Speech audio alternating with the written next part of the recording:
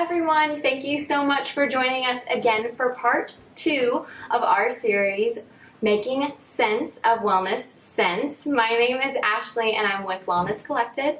I am also a Young Living independent distributor. As a part of Wellness Collected, we chose to partner with Young Living essential oils because Young Living is the leader in therapeutic grade essential oils across the globe.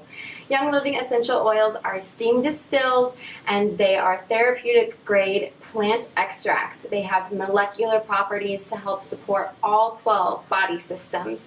And as a part of Wellness Collected, we endorse only the use of Young Living essential oils because we trust them and we believe in them. Alright, so for this part of our series today, this is part 2 out of a 5-part series, I am going to be talking to you about emotions and essential oils.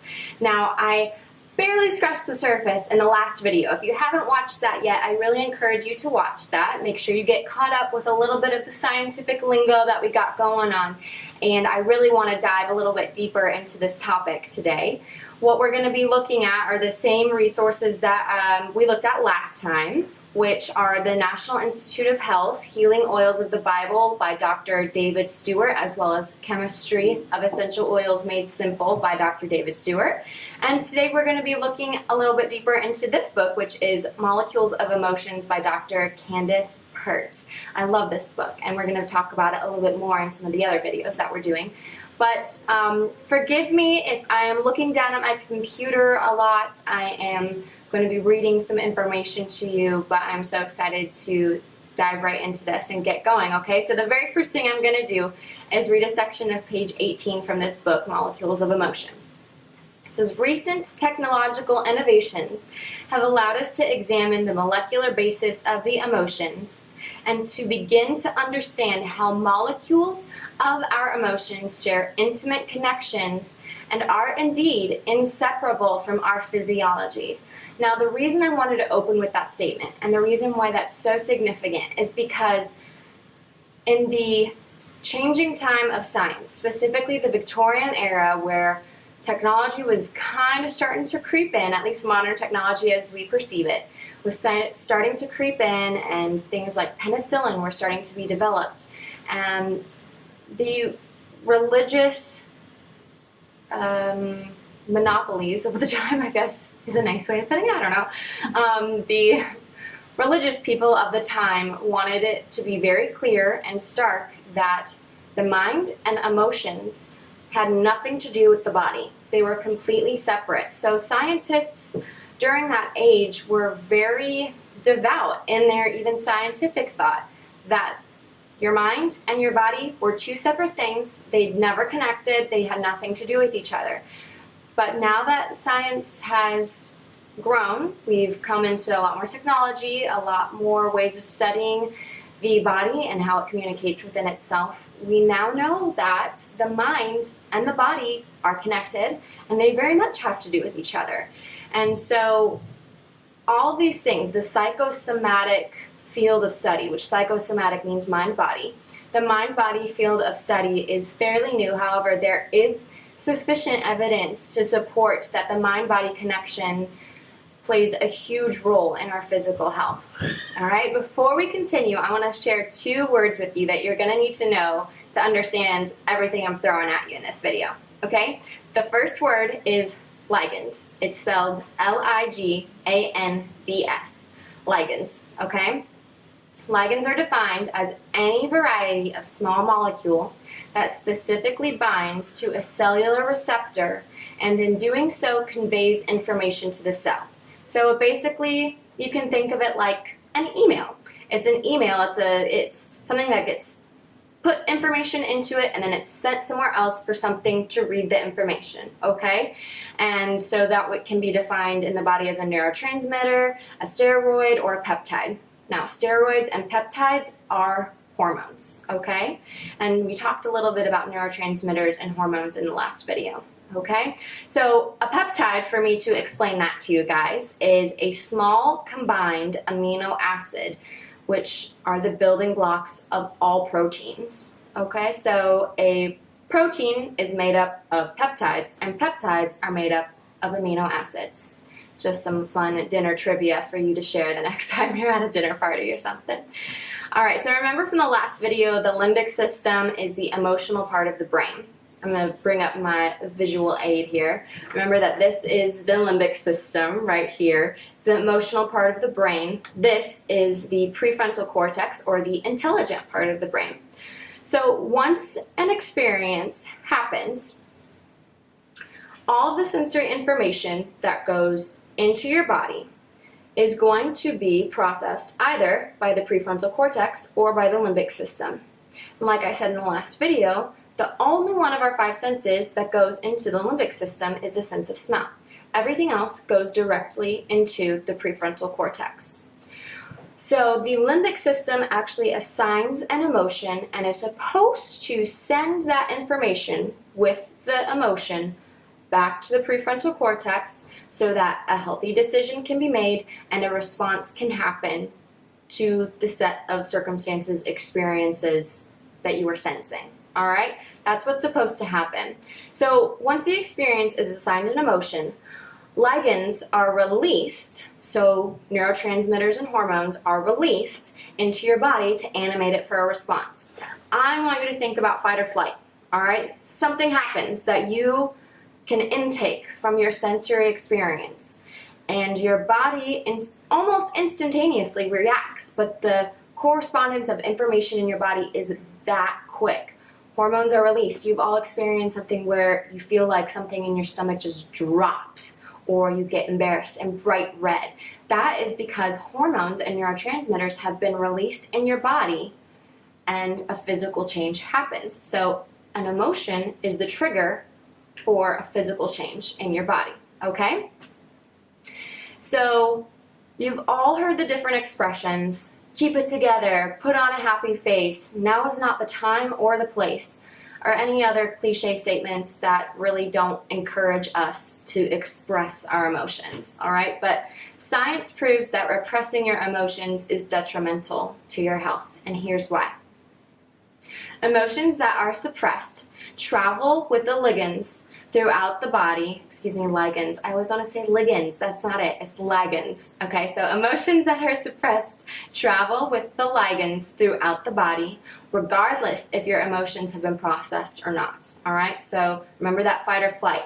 An experience happens, the emotional center of the brain releases hormones, releases any type of neurotransmitter, and all of those ligands are now flooding your body, and they're looking for cells to connect to. They have a specific cell that they're kind of looking for in the body, for the body to do what it needs to do, whether that's jump up and punch someone or run away or anything in between, okay?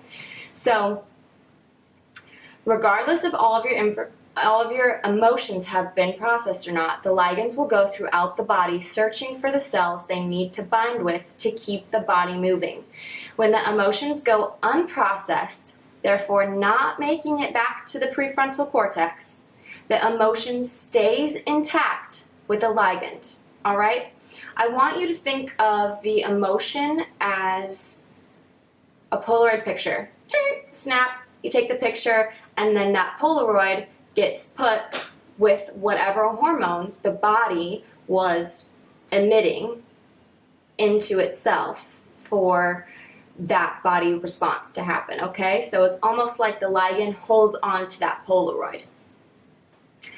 When the emotion-filled ligands find the correct cell, it binds with the cell's receptor. The receptors on the cell can access the emotional energy, and then the emotion is stored within the cell itself. Basically, our body can act as a huge memory bank for repressed emotions. All right, so let me give you a visual picture. We've got the Polaroid picture. It's not been able to go back to the prefrontal cortex, and so that Polaroid was snatched up by the hormone or the ligand that was released. It's now traveling throughout the body to figure out which cell and which organ it's supposed to go to. It'll find that cell, and on that cell is a receptor site. The ligand is going to connect with the receptor sites, and then the memory of the emotion, so that Polaroid, is basically going to be downloaded into the cell, okay? So The fact that emotion is encoded into the ligand and stored at a cellular level means that memories processed are emotion-driven and unconscious, but they can be made conscious, okay? So have you ever heard of someone saying emotions can be stored in the body? I never believed that, honestly, until I started reading and researching this stuff. This is the process of how emotions are stored within the organs of your body because they've jumped a ride with all the hormones and neurotransmitters and then are downloaded into the cells of our body and they stay living there. But Dr. Candace Pert says on page 146 in Molecules of Emotion that even when we are stuck emotionally, there is always a biochemical potential for change. All right, and this is where I get really, really excited because essential oils is something that I believe that God has given us to help us release that emotional baggage and to initiate that biochemical change. And here's how that happens, okay? I kind of explained this in the last video, but I'm going to go back over it just in case you forgot or didn't get the chance to do it. But our nose is very unique because it is the one of the 5 senses to be processed by the emotional brain or the limbic system, okay? Remember, this part of the brain, right here, where the star is, okay? So the olfactory nerve goes directly into your brain to the olfactory bulb and then inputs the information that you smelled directly into the limbic system. Haven't you ever walked into a room and you think, oh, that smells like my grandma's house, or ew, that's like gym lockers? You know, smells can automatically elicit not only a memory, but an emotion that goes with that memory. That's why you have kind of that knee-jerk reaction to something that you smell. For me, it's fish. Anything that smells fishy, automatically bad to me, which is kind of funny because I'm learning how to like the taste of fish, but I just cannot handle the smell. It's so gross to me. So I have an automatic response to that. But smells can elicit emotion because the smell is directly linked to the limbic system, and that is where long-term memory is stored in your brain. It's specifically stored in the hippocampus, okay? So there are different parts of your brain that control memory and have memory banks, but it's specifically emotional long-term memories are stored in the hippocampus, which is a part of your limbic system. So here's what happens when essential oils come into the picture. It's called PMS, and not the PMS that you're thinking about, okay? This is actually phenols, monoterpenes, and sesquiterpenes, PMS, okay? So what happens is that the phenols, so let me backtrack just a little bit. Most essential oils have one or a combination of PMS, these 3 different types of molecules that I'm talking about, okay? So what's so amazing about them is that phenols cleanse the receptor site of a cell. They remove any lingering bacteria or virus or depleted ligand. Sometimes a hormone, we all know that our cells can sometimes distort or malfunction. That's essentially what any type of disease is in our bodies. But sometimes when a hormone, a ligand, connects to a receptor site on the cell, it has trouble detaching. When it does detach, it gets sent out of the body through either the kidneys or sweat glands or urinary tract system, which is the kidneys. I should have known that. But so it gets sent out of the body, but sometimes they kind of get stuck and they're depleted, but they stay stuck on the receptor sites. And so what phenols do is they come in and they wipe clear the receptor sites, which makes it easier for the body to keep replenishing those hormones and neurotransmitters to give the information to those cells that they need. All right, so phenols cleanse receptor sites. Sesquiterpenes facilitate an oxygen transfer within the cell, allowing access to the internal RNA or DNA of the cell, therefore reprogramming it. AKA, it dispels anything within the cell's memory that shouldn't be there, like emotions.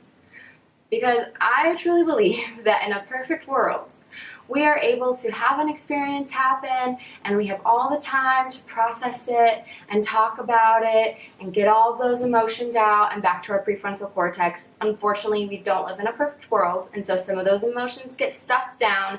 They end up living in our cells and our organs, and so sesquiterpenes basically are the eviction notice that say, get the heck out of here. They can dispel them, okay? And lastly, monoterpenes produce properly programmed strands of RNA, effectively reprogramming a cell to its original state. Sometimes when the body has so many stuffed emotions down, and there's so many emotions that live within these cells, your body's natural process is to say, get me out, these emotions aren't supposed to be here, and so that's when disease happens. So when disease festers in the molecule, in the cells of your body, it is the monoterpenes that come in, react with the RNA and DNA to allow it to then reprogram itself back to health and back to doing what it's supposed to be doing. Okay, so that is PMS, my friends. Ladies, you have a whole new light. Like PMS, you can go around saying, it's so good for me, I love it, okay? Just think about PMS, which is phenols, monoterpenes, and sesquiterpenes. They're great, and they're in essential oils, all right? So the emotions dispelled by sesquiterpenes are easily accessed by the conscious mind, which is this part, the make it happen part, okay? They can be placed in the prefrontal cortex to be stored as intellectual memories. And by intellectual memories, I mean a memory that you can recall and it doesn't elicit any type of automatic fear or anger or run for the hills. It's just, yep, that happened and I survived it and I know what I need to do to move on, okay? And so those emotions are no longer able to control us, give us pain, or make us sick. Now, this process isn't always instantaneous. It's not like I can grab this roller of rose right here, put it on me, and it contains so much monoterpenes and sesquiterpenes that all of a sudden I have no emotional baggage whatsoever. No, and in the later videos we're going to talk to you, Kelly's specifically going to talk to you about how to partner with essential oils, prayer, positive thinking, and really working on that emotional stuff to bring it to the surface and eventually to let it go. So Dr. Pert, from this book, Molecules of Emotion, stated, by learning to bring your awareness to past experiences and condition emotions, I've totally lost my place there, sorry. By learning to bring your awareness to past experiences and conditioning emotions stored in the very receptors of your cells, you can be released. If the blocked receptor sites are long-standing, meaning a deeply repressed memory or emotion, you may need help in achieving that awareness. And that's why we partner with essential oils and prayer and through mental health counseling and even kinesthetic therapies, touch therapies, all right? So I hope that kind of gives you a little insight into the world of emotions and essential oils and how powerful they are. We're going to go into, in the next couple of videos, we're going to talk about the power of prayer and positive thinking and really how you can practically start working on these areas so that you can find some freedom and start living the life that God has intended for you. And so with that being said, if you would like to join our community, please visit creativecollected.org and you can click join the community, put in your information there, or you can search us on Facebook. We are in a group called Wellness Collected. Send us an invite and we will sure to get you in. And if you are interested in starting using Young Living essential oils, we would love for you to start that journey and to enroll. You can click the link in the description below and we will walk you through that process. We would love to hear from you, pray with you, give you some more information. If this wasn't enough resource for you, I'm sure that I can hook you up with the proper resources. And we would love to hear from you. Know that we are only one direct message or email away, so please reach out if you need us. We love you. Thank you so much for watching and stay tuned for part 3. Bye guys.